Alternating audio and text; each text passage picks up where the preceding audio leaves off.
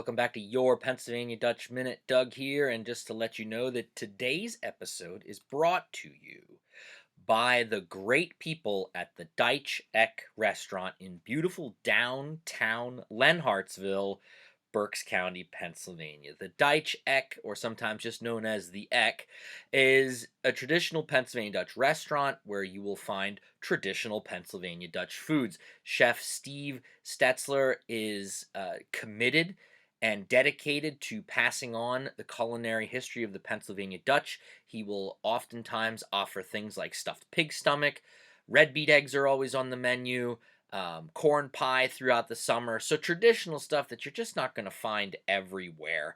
The place has been in business for hundreds of years as a hotel, currently in the form of the Deitch Eck. And when you go inside, you will see beautiful Pennsylvania Dutch folk art painted all over the walls and the ceilings. I highly recommend a visit to the Deitch Eck in Lenhartsville. You can check out more by visiting their website at the-eck.com. That's the-eck.com. And we here at the YouTube channel continually are so happy with their support, and we look forward to many good meals from Steve and his crew in the future. If you stop in, tell them Doug Mainford and the Doug Mainford YouTube channel sent you his way. All right, this week is a little bit of a different kind of episode. I'm not going to teach you anything about Pennsylvania Dutch, but I'd like to get a conversation going. I listen to a lot of other podcasts out there, and one that I really like, and this is the linguistic language nerd in me, is a podcast called Subtitle. Subtitle Subtitle. You can find it anywhere you get your podcasts, and it's a podcast dedicated to linguistics and looking at languages as a whole and how languages affect people, how they affect history, society. It's a great podcast. Give them a listen. But anyway, they did a recent episode a couple weeks ago entitled We Speak, and the two hosts of the podcast talk about accents. And they raise the questions: is speech a good barometer of our identity? Does anyone truly speak authentically? And the one that got me the most is, why are we as a people so judgmental about how others speak? And can we overcome our biases? And I was thinking a lot about this because we, as the Pennsylvania Dutch, everybody has an accent. It doesn't matter where you live in the United States or in the world, you have an accent. Now, you might think that you don't because everybody around you sounds like you. So you say, well, I don't have an accent.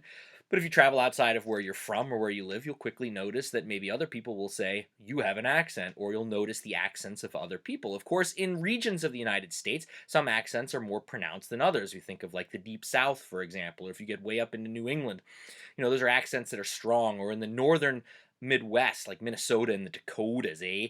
But we as Pennsylvania Dutch have a very long history of having a strong accent, one that was very noticeable to outsiders. And it's something that I'm always thinking about because when I tape these podcast episodes and in my everyday life professionally as a teacher, I am always thinking about making sure that I have my Pennsylvania Dutch English accent turned off. Now, that's where some of you might yell, Doug, you're fake. You're fake. You're not being true to yourself. You should have, if you have an accent, you should use it. But when listening to that podcast, it brought up this concept of like, people judge you when they hear an accent. When I went away to college, I went away to a college that was outside of the Pennsylvania Dutch language realm. And very quickly, the people I came into contact with were curious as to, where are you from? That's a little bit weird. Why do you say that? Why do you say words like that? Why do you have that accent? And I became self aware, and I also became, typical human. I wanted to fit in. So I was cognizant of trying to drop my Pennsylvania Dutch accent. However, I have not forsaken it. I still have it, and when I'm at home and among family and friends, then I speak normally like I did growing up. But when I'm doing anything professional, and this YouTube channel accounts for it too, I turn my accent off on purpose. And I've gotten to the point now where I can do it without thinking about it, which to me is a little scary. Am I that far away from losing it? And I hope I'm not. But accents do place us, and there are biases against our accents. Of course, years and years ago, if you had a really thick Pennsylvania Dutch accent, someone that wasn't Pennsylvania Dutch, or even people that were Pennsylvania Dutch that were cognizant of this, often the stigma was that you were not educated, you were dumb, you were rural, you were a bumpkin, all these things that we can think of. And you know that these are true biases. And it doesn't matter where you live in the United States. If you have a really thick accent, I think sometimes we automatically start thinking about these biases in our mind. Maybe we don't do it without thinking about it. It might be subconsciously for some of us, but for some of us, we do think about it and say, "Oh my goodness, listen to this guy or listen to her." Um, so I'm posting this video to talk. I want to start a conversation. So if you're watching this on the YouTube channel, please, in the comment section below, tell me your story. Did you grow up with a thick Pennsylvania Dutch accent? Or did you grow up hearing an accent from your grandparents or your parents? And did you suppress yourself from picking up that accent? Or if you moved away, did you try to lose the accent on purpose because of how people were looking at you or treating you? Um, if you're watching this on Facebook, well, in the comment sections down below, we'll get a conversation going. And I think we'll quickly come to realize that there are these biases out there, and we might think that we don't have an accent, of course that we do.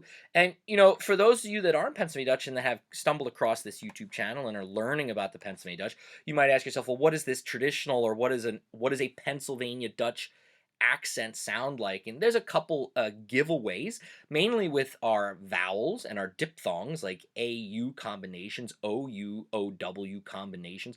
Famously we'll say the word OUT, which in English, of course, is out, but someone with a Pennsylvania Dutch accent might say that as ot, or the color brown might be said as brawn. Other things, especially in the older generations, you would still even get mixing ups with your V's and your W's. You might have a word that starts with a V in English, like very, and someone with a really thick accent might say very and not very.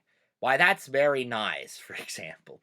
THs, we might not say the th sound. It might be more of a soft duh, like a D sound. And a lot of these reasons are because these, native speakers, tradition, years ago, learning English as their second language, these were sounds that didn't exist necessarily in Pennsylvania Dutch. There is no TH sound like the English TH in Pennsylvania Dutch, or in Standard German, for example. So you get these carryovers as people learned other languages, and parts of these, of course, stuck. And then, of course, and we've done videos about this before, there were words that we kept when we spoke English, and that gives away part of your accent and where you're from as well. So, I'm not posting this to make fun of anybody for their Pennsylvania Dutch accent, because honestly, I have one and I'm proud of it. And recently, I really thought about, trying not to be so cognizant of trying to lose it. Um, Last year, when I was in my classroom, we had this discussion in my upper level German class about accents, and we listened to various accents in parts of Germany. And then we started talking about accents here in the United States, and it was a great conversation. And of course, I brought up the fact, well, I have a Pennsylvania Dutch accent, and everyone and all my students were like, "No, you don't. You speak just like us for the most part." And then I said, "Well, that's because I'm doing that on purpose." And a couple of the kids called me out and said, "Why would you do that? Why wouldn't you speak the way that you speak?" And then we talked about, society's influences and biases and all this stuff. I was really impressed with my teenagers that we had this conversation, but they kind of shamed me. They shamed me the opposite way. They shamed me for not using my accent instead of shaming me for using my accent. And I left that day thinking to myself, you know what? They're right. They're right. I am proud of being Pennsylvania Dutch. Why should I try and hide that? So, every now and then I will be out in public, and I'll talk the way that I would talk at home with my kids and my wife and my family. And you know what? It feels good.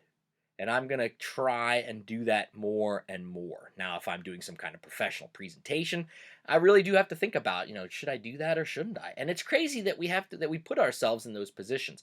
This video is going a lot longer than I did, but I'm hoping that this video will spur a little bit of conversation.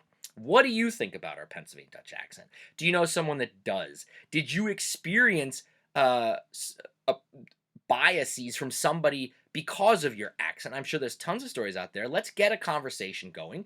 And what are your thoughts? It's 2020 America. Should we try to, try to all sound the same, or should we be proud and embrace our accent?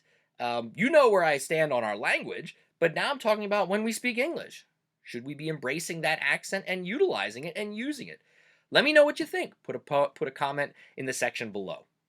If you have an idea for a future video, you have to email me, let me know. Also, as a side note, I will link the original podcast that I listened to that I referenced from Subtitle so that you can check out and listen to that podcast as well. It's only about 30 some minutes. It's a great listen. And maybe you'll subscribe to that podcast. It's got some great stories. Anyway, I digress. Subscribe to the YouTube channel if you haven't done so. Tell your friends, share the love on social media. Let everybody know about the great things that we're doing here on this channel. And if you would like to sponsor upcoming episodes, if you have a business in southeastern Pennsylvania or anywhere, I'll give you guys a shout out and hopefully get you some business going your way. I hope all of you are safe and healthy and behaving yourselves. Yeah. And till next time, Mox Good. Moscow.